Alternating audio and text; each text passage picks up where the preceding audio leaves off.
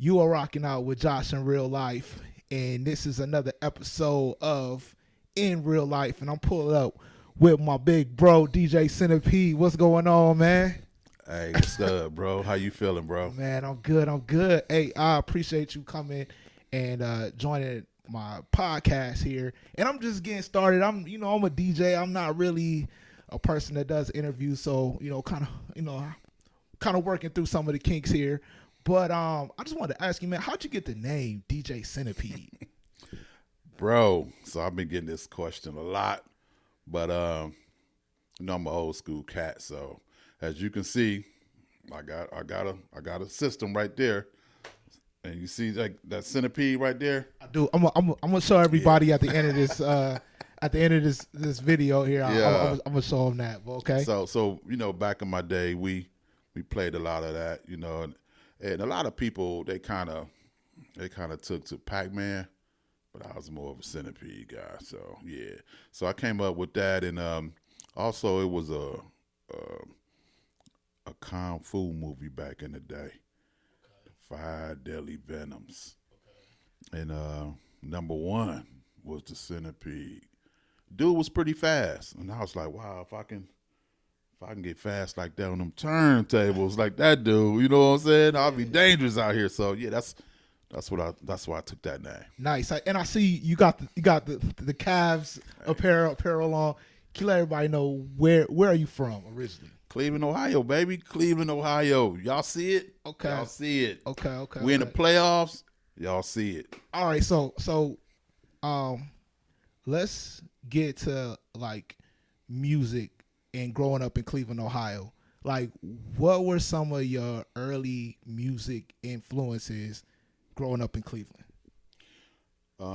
So for me, when I started out, and man, I was like a young dude when I first started, like about 14, 15 years old, and that was in the 80s. So back then,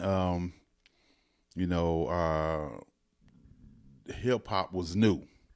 So early influences for me was Grandmaster Flash, because he had the adventures of Grandmaster Flash and the Furious Five, and that's when I first heard the scratching. Didn't know exactly what it was, but it sounded crazy. I was like, oh, that's dope. And then came across a DJ by the name of Coach Cheese.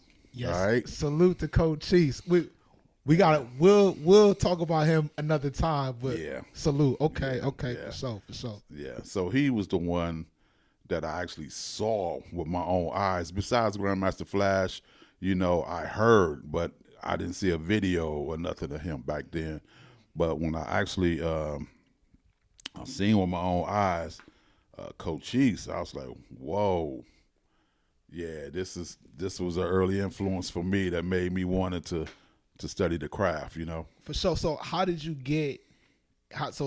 transition from like seeing Coach Cheese and seeing other DJs and then kind of getting into it yourself? Like how did that process start? So it was a guy that I went to school with. His name was Deejay Antoine T. All right. Okay. Shout out. Yeah, he was a student of Coach Cheese. All right. Okay. It's crazy. It all goes back to Coach Cheese. Coach Cheese. For sure. Let me just say this. Coach Cheese is like our Kool Herc of New York. You understand? So, hip hop is pretty much under the Kool Herc umbrella. So Coach Cheese is like that for Cleveland. Facts. All right. Facts. So Antoine T was a student of his, okay. And Antoine T was a young dude. We was in school together, 15 years old then. Mm-hmm. He just, every day he came to school, man, me and Coach Cheese, we did this, we did that, woo. And I'm listening to this guy, and I'm like, okay. Because I ain't gonna lie, before then, bro, I was one of them dudes. I used to be pop locking, waving, and ticking, and all that stuff. Yeah. So I always had this music in my heart. Yeah. But when they came out with the breaking back then, when niggas was spinning on their head and all that stuff, that wasn't me. I said, well, I got to take this music somewhere else. You know what I'm saying? So the DJing thing, I wanted to try it out. You know what I'm saying? Let me check it out. So Antoine T was like, he introduced me to somebody that he was working with, and this guy name was Dude. So I worked out with Dude and Antoine T. We used to do parties together, and I just used to watch them guys, and I used to carry their records. I used to do all that stuff to get in the dough. You know what? Not to cut that story off. I think that's how a lot of people started back in the day. A vinyl, like I think now I don't see people. You don't have to carry crates, but that was like a way to become an apprentice back in the day, and there's like no shame in that. Like, hey, that's how you got into the parties. Absolutely. That's how you warmed up. I feel like that part is like missing now, but that's it. But okay, but anyway, back to your story. Hey, you said that. That's facts all day. Yeah. So I had to carry, equipment back then, man. Whew. So a lot of vinyl. Big speakers, bullfrog speakers. Do you remember the moment when you realized, like, hey, I can do this? Yeah. I figured I could do this. I had a lot of practice. So let me just say this too. Back then, it was hard getting equipment. So if you knew somebody that had equipment, you was at their house all the time. Back then, we would be at each other's house, drinking brews, smoking or whatever, and we would just turn on some equipment and we'll go at it. You know what I'm saying? So eventually, you practice, hey, you're going to get better at it. So we didn't have too many DJs in the hood. Doing house parties, stuff like that. We was really practicing as we was doing those parties. You know what I'm saying? So we didn't have like professional DJs back then. We were the professional DJs. You know what I'm saying? If that makes sense. You know what I'm saying? So we was practicing as we was doing it. So it was through practicing that you just okay. So did you have like a confirmation? Do you remember when you got in front of a crowd and you were like, okay, I can do this? Do you remember that moment? Yeah. So the first thing for me, I ain't gonna lie. I'm talking about somebody I was nervous. But once I got past that part, and I started seeing them dance and everything. Yeah. And let me just say this. Back then, it was an era where people went to parties to dance. They wasn't just standing around doing nothing. It was more of a competition. Who danced the best? You know what I'm saying? So that was the party atmosphere then. So what do you think changed? What do you think changed from people going to parties to dance to now where you bring it up to say, hey, this was a thing back then and it's not always the case now? What do you think has changed? The music. I'm going to be straightforward and say it's the music. You can't say it's the DJ because the DJ got to play the music that's already out there, right? Yeah. So it's the music. Yeah, it's interesting. I hear a lot of like at young people parties, like 20s, 30s. I hear a lot of music from the 2000s. Like it seems like some of the newer music that's coming out, some stuff gets to the club, but then a lot of it like doesn't. And then so like for example, like music from like the Dream, like that stuff still, you can still play some of that stuff, like stuff like the Two Swords and the Sierras, like that stuff you can still play. And it's interesting because I'm like I don't hear like a lot of the younger stuff, really like resonating. But I don't know. But to your point, you say you think it's the music. It's definitely a music. And you a DJ. Yeah. I mean, so you can answer that yourself. Yeah, facts. So it's the music all day. Too, I think also the sections. Like there's clubs here in Charlotte. I ain't trying to piss nobody off, but there's clubs where it's like it's in, and even in Atlanta, I've seen some of them where like in the middle of the club, there's like sections. So where are people gonna dance? They like they have to dance like around the section, or you have to get a section, maybe bring people to your section to dance. But it's not like dancing in the middle of the party. Oh, okay, okay. You know what I'm saying? So it's the way they got the club set up. Yeah, I've seen that, but anyway, back to your story. So you start DJing. When did you like feel like, okay, hey, like I'm a factor? You know what I'm saying? Like I'm a factor. So for me, it was. Well, let me just say, when I started off doing my journey, I did a lot of house parties. So when I started seeing a lot of my friends, a lot of my peers, they were at these parties. Can you check your mic real quick? Two. Can you hear me? Okay. All right, y'all. My bad. So what I was saying was that back then when we were doing these house parties, I noticed a lot of my friends and a lot of my peers, they would come just to hang out, and they would compliment me, and when they start asking me like, yo, man, can I get a mixtape? Can you do my party? I knew, what I'm saying, I had something, what I'm saying? So people started liking what I was doing. I was like, okay, I'm doing something here, you know what I'm saying? So yeah, it was a following that I accumulated over the years, and a lot of people that I didn't think I was cool with started liking me or what have you, just because of what I was doing, you know what I'm saying? Yeah. So it was cool, you know what I'm saying? So I had a lot of people that I knew that requested me, you know what I'm saying? When they start requesting you, you got something, Facts. So all right, so you're building your brand in Cleveland, and you were a part of a DJ crew before coming to Charlotte, and maybe a couple others. You want to talk about like DJ crews, like maybe some of the first crews that you got into, and what it was all about at the time when you got into some of those DJ crews? So my very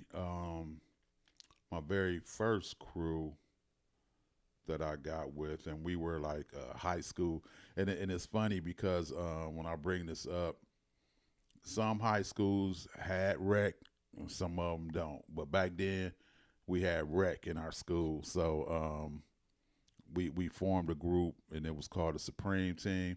Well, Dave Cheese and the Supreme Team, but we started in rec, and we got on club style, and we got a name for ourselves, and it was big for us because I'm not gonna lie, for us, when you hit club style, and that was like a big thing in the '80s for Cleveland. The radio station was FM 108, and a lot of people would listen to the radio, and that's how they got their hip hop. You know what I'm saying? And we were like one of those, was a big, I want to say a big crew back then. You know what I'm saying? So. All right, we was like celebrities back then, you know what I'm saying? So can you explain club style for people who don't know what that means? So club style was, like I said, how Cleveland got their hip hop.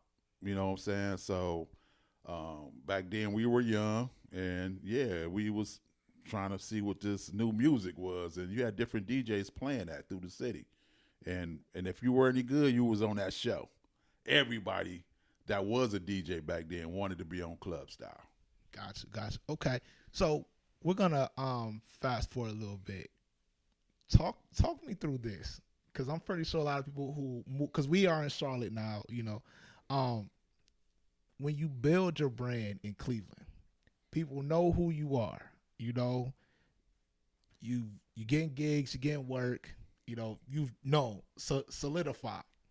You come to Charlotte, you kind of have to start over. Yeah. What is that process like for you having to like introduce yourself to a whole new city, whole new audience, and everything that you built back home doesn't really mean anything here. Yeah, so I'm glad you brought that up.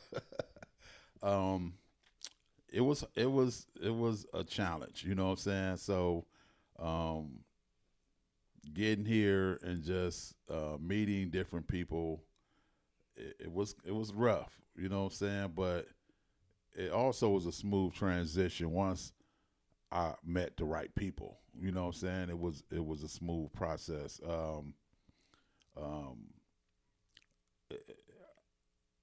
it's another story behind that, but I would like to bring that up another time for just me Okay, and you. okay. Because it's kind of long. You know what Okay, I'm yeah, saying? So would you say it's humbling a little bit, like when you go to any club that you want to, people, come on in, the DJs know you, and this is if you're not working, and then if you are working, maybe you're getting gigs, I don't know, every weekend, couple gigs a week, to like moving and you getting nothing. You know what I'm saying? Is it humbling or is it not? Is it refreshing? Like what? yeah, it's definitely not refreshing. Definitely not refreshing. Um, like I said, it's challenging for me. You know what I'm saying? So you just got to get out there and get your feet wet. Yeah. You know what I'm saying? And you got to make sure uh, you running across the right people, because you ain't gonna meet the right people all the time. You know what I'm saying? And you don't know which way to go. You know what I'm saying? Because the only thing you know, when you were back home, where your status was, and you move into a whole unknown area, starting over, it's crazy. You want to just make sure you go on the right path. You know? For sure, for sure. What what motivates you to DJ now? Um, People like you. You know what I'm saying? When I run across people like you and you do what you do, um, that what keeps me going. You know, because I know I got somebody like you that's gonna be out there keeping the name going. You know what I'm saying? And I think that's real. You know, that's my inspiration right there. I appreciate that. I appreciate that, man. And we'll talk about this another time, but you definitely are a reason why I'm still at it today. So I appreciate that. Do you still get nervous before gigs? Um, I'm gonna say it depends on what type of gig it is. Actually, I done did a little everything, so um, I couldn't really say that I'm gonna be super nervous. But I think I'll be lying if I say every DJ is nervous a little bit. You know what I'm saying? Yeah, and I don't think it's a bad thing. I know you didn't ask me. I get nervous before every gig. Every gig. It could be I DJ for the same crowd a week ago.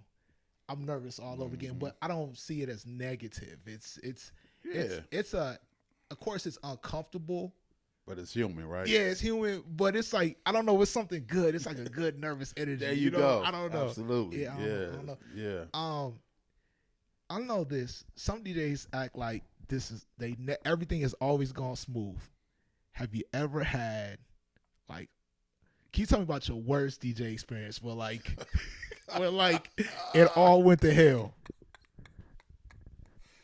Yeah. Because it happens. It happens. Every DJ has a story, especially when you go DJs who have been at it for a long time, because technology has changed and it wasn't as always as advanced now. So yeah, can you tell me about your DJ horror story? Man, so this was like wow, this was a real bad situation. So so I'm doing this party, and we really wasn't supposed to be in this place where we were at. So one week I was in there, the police came in there and shut the thing down, and SWAT came in, and You ever get a red beam put on your head, like turn it off? Dang, nah. Wow. Yeah, bro. It was like that. Red beam on my head. Turn it off now. You know what I'm saying? So yeah. That probably tops them all, you know. Yeah, that's wild. Can you tell me, are there DJ gigs that you enjoy more than others? So for me, I like. Let me just say, can I start off with I don't like first? Okay, yeah, that's fine. Let's go. I don't like a lot of kid sets. Okay, so and nothing. Believe me, there's nothing against the kids. You know, I love the kids. You know, but I just don't like DJing for them. You know what I'm saying? Definitely not the teenagers. You know, because we in the era now that everything is on, you know, Spotify, and you know, you got this song, you got that song. They want to bring their phone to you, and you know, all that type of stuff. So definitely not that. You know what I'm saying? But I basically like to stick to the type of crowd that's, you know, my age. You know what I'm saying? Something where, you know, I'm pretty much more familiar with the music, even though I could play it all. But I just like to live in my era, if that makes sense. Understood. What is a misconception that you think people have of either DJs in general or you as a DJ that just isn't true?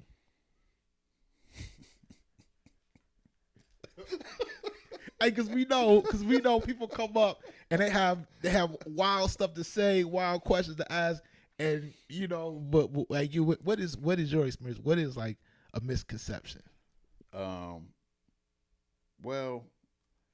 I don't know if it still counts for today, but I want to say back in the day, you know, they used to say like, you know, if you was you know, a top notch DJ or something, you know, if you up here, whatever, you could knock off anybody you wanted to knock off and all that type of stuff, you know. Yeah. And you know, that ain't true. You know what I'm saying? You know, to get that girl, you still gotta holler at her. You still gotta, you know what I'm saying, do your 1-2. Facts. And I was around just at the tail end of the record pool era, so I don't know it. But a woman really had to be into you to like wait, because after the party is over, then you got to break down. You got probably 3 crates of records, maybe even more. You got to load all that stuff up. You got to wait to get paid because it wasn't like Cash App and all of that stuff. So like if you were gonna take a woman back, like she had to really be into you, because you gonna wait like about 2 hours after the party is over. Yeah. So you know, and you know, they just used to be like, yo, you a DJ, you can get this girl, you can get that girl. Yeah. I mean, true enough, you might get somebody that might be interested. Yeah. But that don't mean you could just knock off anybody in the room. You know what I'm saying? Facts. Man, what so this is a topic that I see on the internet a lot with DJs, and it's around request. And it seems like on the internet, and the internet is not a real place for real. It's not real.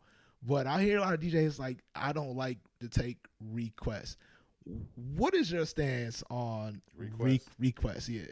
Okay, so I don't have a problem with requests. I never have. So I know, because for me, my job is to rock that party. You know what I'm saying? So I feel like, especially the people that hire you, and I believe if the people that hire you, if they got a request or what have you, what's wrong with playing it? Facts. You know what I'm saying? I don't see nothing wrong with it. Facts. You know, so yeah, they hire you or whatever. It's like me. If I hire somebody, a DJ, whatever, I definitely you gonna play with eyes. You know what I'm saying? Straight out, straight out. Facts. Man, we gonna wrap this up here in a minute, but before we do, talk to me about the Regime Squad and like what the Regime Squad and like the squad. But like, tell me about where the idea, like even before there was a name, like the idea of building a squad of a crew, a DJ crew that is kind of based in Charlotte and Cleveland and other cities. But he could tell me like where the thought process come from and give the people some information about the Regime Squad. All right, so basically the Regime Squad DJs. When I was back home, I done DJ there for years, and I just was looking for something different, you know. And when I relocated here in Charlotte, I wanted to kind of build something where we can kind of DJ in different cities. I could take DJs from here that ain't never been out of this city to go back from where I'm from, and vice versa. So we can kind of build on something together, and just I'm pretty sure you as a DJ, you was like, wow, I wouldn't mind DJing in Atlanta or wherever, you especially if you've never been there. Mm-hmm.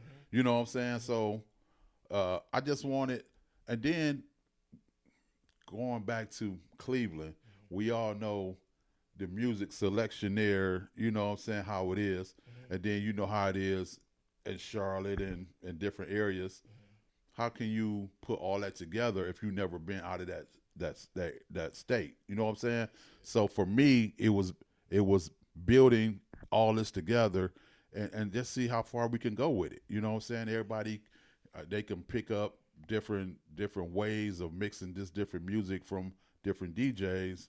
And when you go back to your area, you can also let them know what you done learned. Yeah, you understand what I'm saying? Yeah. You can break new records in your area. You know what I'm saying? Because back where you from, I'm pretty sure it's music that you didn't even know that you done heard in this different area. You could bring back, and you'd be like, oh, people here ain't even hip to that, but I could mix it with this record and make that thing work. For sure. With the Regime, like, I know I'm talking like I ain't part of the crew, but I'm asking interview. I know like some of the parties are thrown by the Regime, and then sometimes like the Regime gets booked by promoters or like people who own the clubs. What is the difference to you from throwing a party as a DJ versus a party that you're booked from a promoter? Is there any difference to you? Yeah, it's a big difference. Okay. Because when you do it yourself, that's all you. That's all your bread at the end of the day. We talking about the money. Yeah. I'm talking from like a DJ party perspective, but I get it. No, I get it. Facts. Somebody's getting paid at the end of the night. It might as well be. Yeah. Hey, you can call your own shots. Yeah. You know, when you working for somebody, you working. Yeah, facts. You know what I'm saying? Facts. And when you're doing your own thing, you know what I'm saying, you can pull your own strings. Yeah, facts. Last question. Cause you say you've been DJing since the 80s, right? Or would we say, have you been in the club since the 90s? Like when would you say you like the club? Yeah.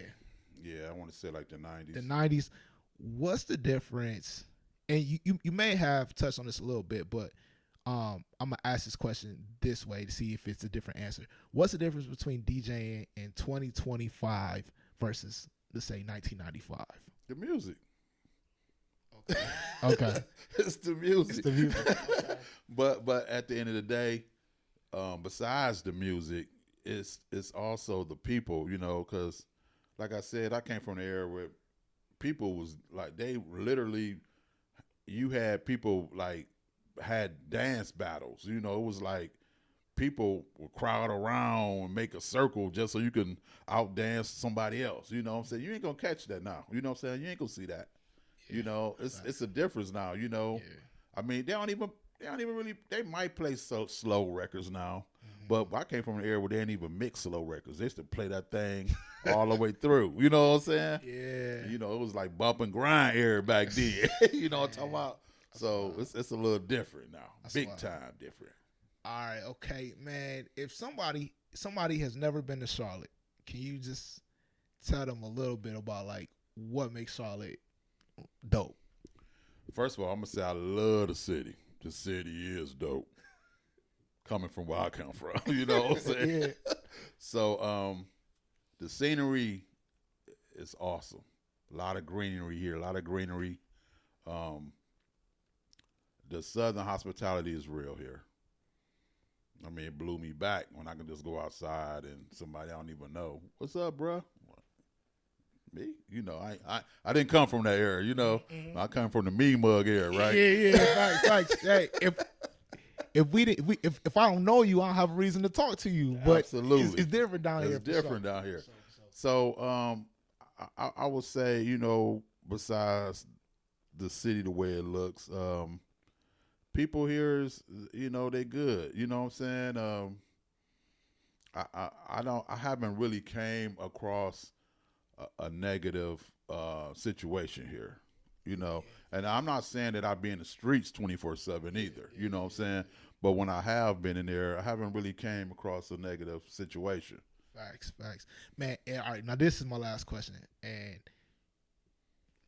from DJs being able to like talk to, communicate, work with, network with other DJs, do you feel like Charlotte DJs are approachable? Like you can talk to them, you can and then my second question is that different than back home in Cleveland?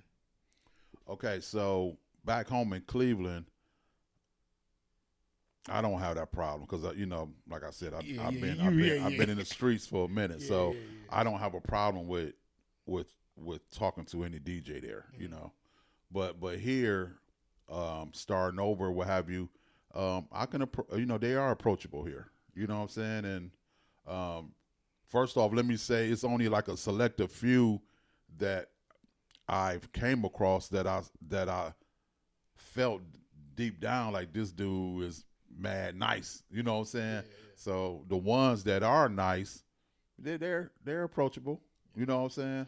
And because like you said, starting over, it was crazy for me, and especially getting my music up because the music is a lot different here. So for you to get your music right, we're in the Serato era now.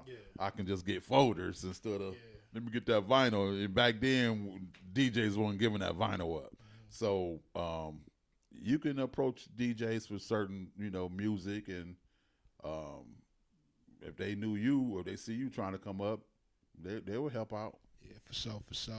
All right, any last words you want to say on this podcast? I want to say, Regime Squad DJs, go to our website, www.reginesquaddjs.com.